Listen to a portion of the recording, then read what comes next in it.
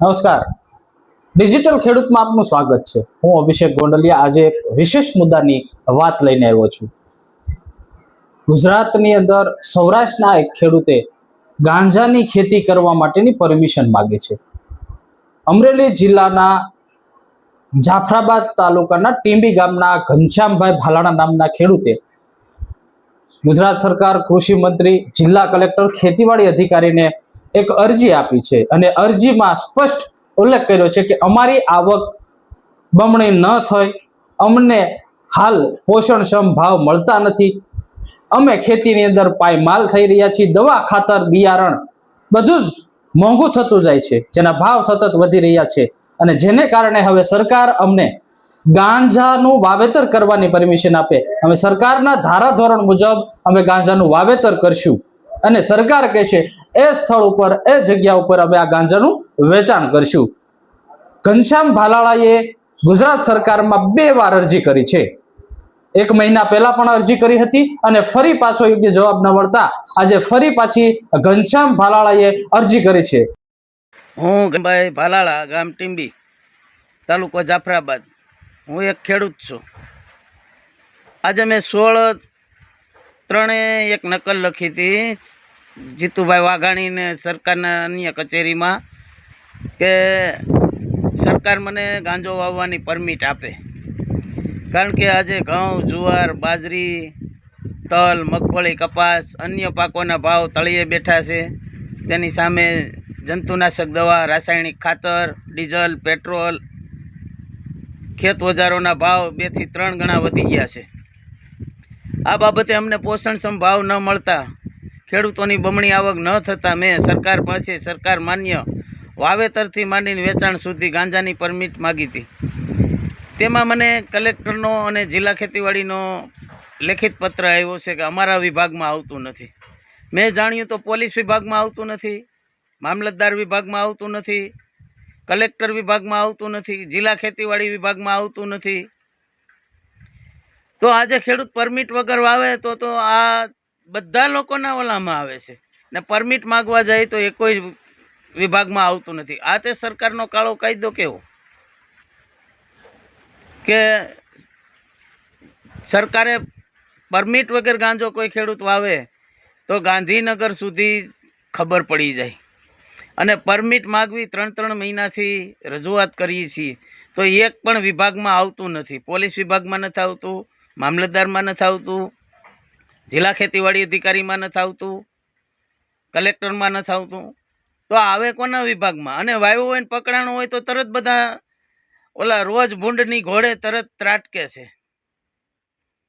તો આજે ગામથી માંડીને ગાંધીનગર સુધી ખેડૂતો બાબતે મેં રજૂઆત કરી છે કે મારે સરકાર માન્ય તમારી દેખરેખ નીચે ગાંજાનું વાવેતર કરવું છે. તમારો કોઈ પણ ટેક્સ હોય હું ભરવા તૈયાર છું. તો આજે મારે પરમિટ જોઈએ છે ગાંજો વાવવાની. કારણ કે ઘઉં, તુવેર, ચણા, બાજરી, કપાસ, મગફળી વગેરે પાકોમાં પોષણક્ષમ ભાવ નથી આવતા. એને હિસાબે મારા કુટુંબ, પરિવારનું, બાળકોનું ભરણ પોષણ થવું મુશ્કેલ છે. એટલે ન છૂટકે ભારતનું બંધારણ ન હોવા છતાં, નશાબંધી હોવા છતાં મારે ન છૂટકે સરકાર પાસે આવી માગણી કરવી પડે છે. એટલે મારે સરકારને એક નમ્ર વિનંતી છે કે મારી તમામ તપાસ કરો, જમીન, વાડી, 7/12ની નકલ, અને મને સરકારને પરવાનો આપો એટલે હું મારી જમીનમાં ગાંજો વાવી શકું. આજે દારૂ વેચવાવાળાને દારૂની પરમિશન મળે, હથિયારધારીને હથિયારની પરમિશન મળે, તો મારી બાપદાદાની જમીન છે, મને ગાંજો વાવવાની કેમ પરમિશન ન મળે? મારે છોરી સુપીથી નથી વાવવો, સરકારની દેખરેખ નીચે વાવવો છે. એટલે મારી એક જ અરજ છે કે મને સરકાર પરમિશન આપે અને હું 2 પાંદડે થાવ, મારા બાળકોનું ભરણ પોષણ થાય. બાકી આ મોંઘવારીને માર વચ્ચે મારી ખેતી મને પોસાય તેમ નથી. એટલે તાત્કાલિક નોંધ લઈ અને મને સરકાર માન્ય ગાંજો વાવવાની પરમિશન મળે. જય જવાન, જય કિસાન. મારું નામ ઘનશ્યામ ભાલાળા, ગામ ટીંબી, તાલુકો જાફરાબાદ. આજે હું પરિવાર સાથે, મારે 25 થી 30 વીઘા જમીન છે, તેમાં હું ખેતી કરું છું. અને મારે ચોમાસામાં મગફળી હતી, એ બધી પલળી ગઈ. અને અત્યારે ઘઉં હતા 12 વીઘાના, વીઘે 40 મણ ઘઉં વાવ્યા છે, 500 રૂપિયાનો ભાવ આવે છે, પોષણક્ષમ ભાવ નથી. હવે ઘઉં, તુવેર, ચણા બાજરી એનો કોઈ પોષણક્ષમ ભાવ મળતો નથી અને મજૂરી 500 રૂપિયા થઈ ગઈ છે, ભાગીદાર કોઈ મળતા નથી. એટલે સરકાર પાસે અમારી માંગ છે કે ગાંજો વાવવાનો અમને પરમિટ આપે, કારણ કે દારૂવાળાને દારૂનું લાયસન્સ મળે છે, પૈસાવાળાને પોતાની સુરક્ષા માટે રિવોલ્વરનું લાયસન્સ મળે છે.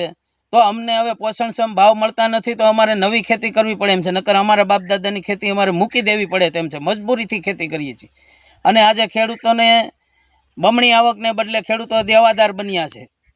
એટલે આમાં અમારે કોઈ જાતની ખેતી પોસાય એમ નથી. અમારે બાળકોની ફી પણ ભરાય એવી નથી, 2 જોડી કપડાં પણ 12 મહિનાની જોડી વધે એવું નથી. એટલે અમે સરકાર પાસે અમે એક જ માગણી કરીએ છીએ, કાં અમને ભાવ આપો ને ગાંજો વાવવાનું અમને પરમિશન આપો. અને જો ગાંજો વાવવાનું પરમિશન આપો તો વાવેતરથી માંડીને વેચાણ સુધી તમારી દેખરેખ નીચે અમે ખેતી કરવા તૈયાર છીએ. બાકી નકર મજબૂરીથી 1-2 વર્ષમાં અમે ખેતી છોડી દેશું. મારી જેવા અનેક ખેડૂતો ખેતી કરવા છોડી દેશે અને ધન ધાન્ય અને કઠોળ જો પાકતા દેશમાં બંધ થઈ જાય તો દેશમાંથી આજથી 5 વર્ષ પછી વિકટ પરિસ્થિતિ આવશે તેવું માનવું છે. એટલે જો સરકાર કા ભાવ આપે ને કા ગાંજો વાવવાની પરમિટ આપે તો જ અમે બચીએ કેમ છીએ, નકર અમારી ખેતી પણ બચે એમ નથી. આજે રોજ ભૂંડ જંગલી જનાવર રાત ઉજાગરા કરવા છતાં ખેતીમાં 1 રૂપિયોની વધે એવી પરિસ્થિતિ નથી. એટલે તાત્કાલિક કઠોળના કે ભાવ વધારે ને કાં અમને ગાંજો વાવવાની પરમિટ આપે એવી અમારી માંગ છે. જય કિસાન, જય કિસાન.